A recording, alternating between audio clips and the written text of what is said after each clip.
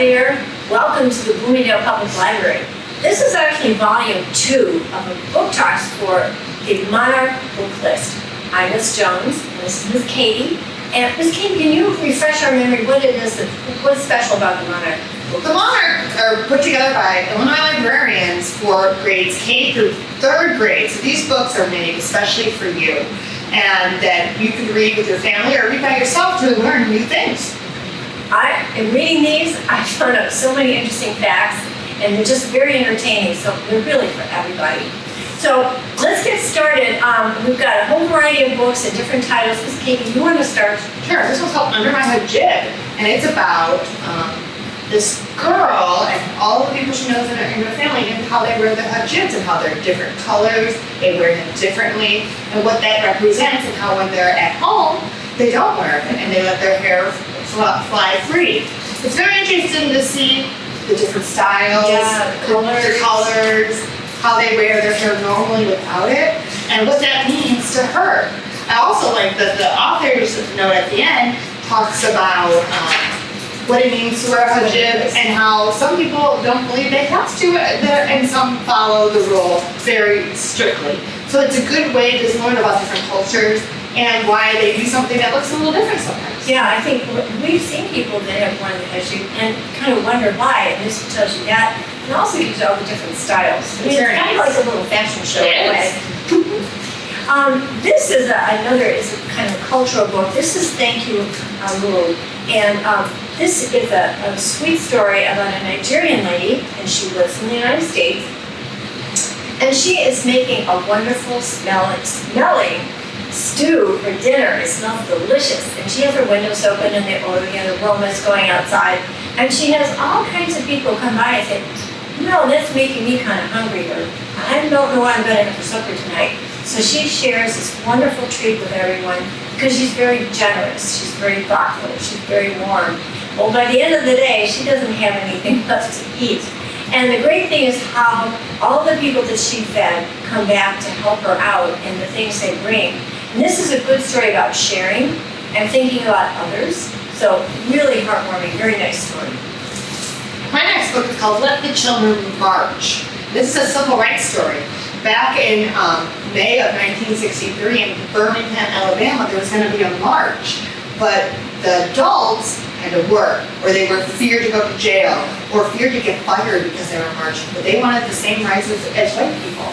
So they let their children march. So people just a little older than you were put in a position to make a big difference in their world and in our world too. It's so brave. So brave. So brave. And it was not easy. No. And it was dangerous, but they did it for their families and they did it for civil rights, which we now have much more civil rights in this country. And it goes along with the discussions here today. They were arrested. It's a very interesting and compelling story. It's a good story. That actually happened. It actually happened, a true story.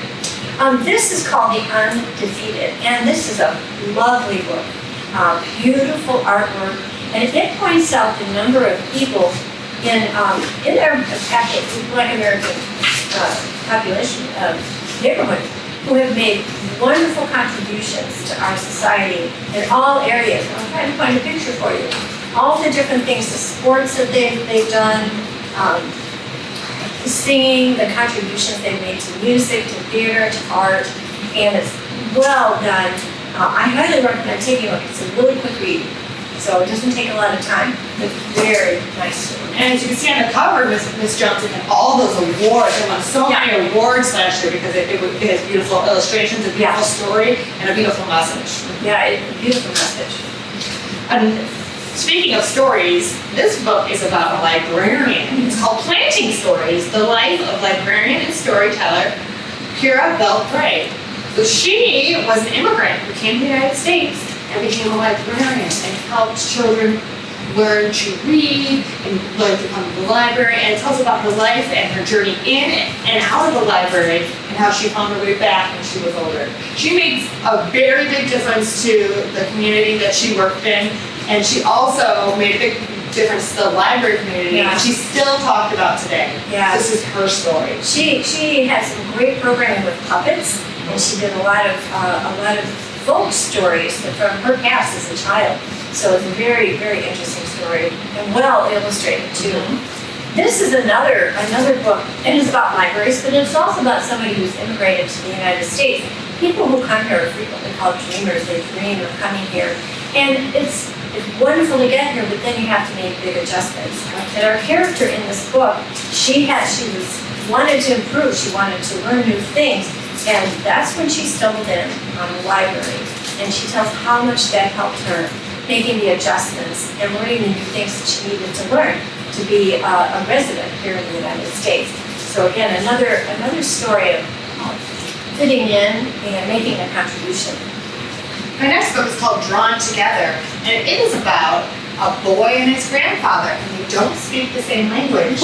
So they have a barrier. He doesn't understand what they would like to do. Why does he have to hang out with grandpa? They don't eat the same food, they don't like the same television shows, but then they realize that they both like to draw. Yeah. So together with their characters and with their pencils and pens and markers, they find a connection to each other. And they could create a whole new world. A whole new world. And it brings in the grandpa's culture with the boys' new way of life now, and together they make superheroes. It's just a good combination, and it ends with the boy wanting to stay with his grandpa and learning from him. It's a great creative outlet for them. They didn't speak the same language, No. so that really made it an important day for them. I have a book called What If? And this is a very creative book. I think the question is, what if you didn't have any crayons, you didn't have any pencils, would you still be able to create art? And this character gives you all the different ways that her imagination can continue to work to create art through dance, through adventure, through science. There's always a way to create what you want to create if you just take the time and you use your imagination. So What If is a true story of just true imagination. Well, I have a nonfiction book, and it is called Cute as a... That's a hard Oh, word. it tells you how to say it. Right here it says axolotl. Yeah, and that's the little creature that's on the cover is so cute. He's so cute. This book talks about all these cute creatures that live around the world and why they're cute and all the facts about them, which is helpful. It talks about their habitat, their threats, their size, all these cute, wonderful pictures of animals that are cute. There's a story there. There's a compound crab. Great photos. There's they're pygmy, dwarf penguins. They're so cute, and they were becoming extinct. They weren't. Something was actually killing and hunting them. They found out foxes were getting them.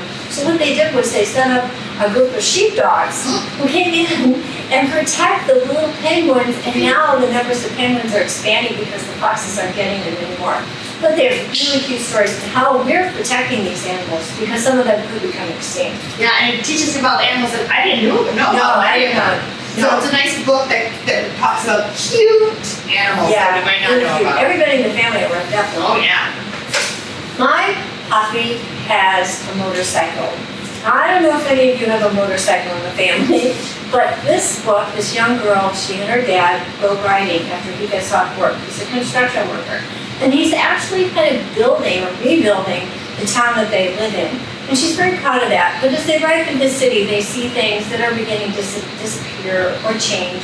But they visit with a lot of their neighbors and family. And this is a community story. This is a story about how a young girl really loves her family and the community they live in and the people they know and the traditions of where they live.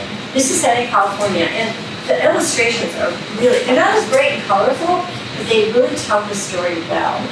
Especially with this really fun trip out on the motorcycle after work one day. So that's a good one. And again, it's kind of cultural. It tells you about somebody else's culture. I think we're out of books. Yeah, we're so happy you could come and visit with us today. This is all, if you read Volume 1 or visited us with Volume 1, we had 10 books then, and Volume 2 today is the other 10. So out of these 20 books, we hope you'll read I hope you'll read all of them. Because once you get started, It's hard to stop. It's hard to stop. So for today, we want to say bye. Now we've been social distancing, and guess what? We're going to be putting our masks on. So again, thank you for visiting with us, and hope to see you soon. Bye now. Bye.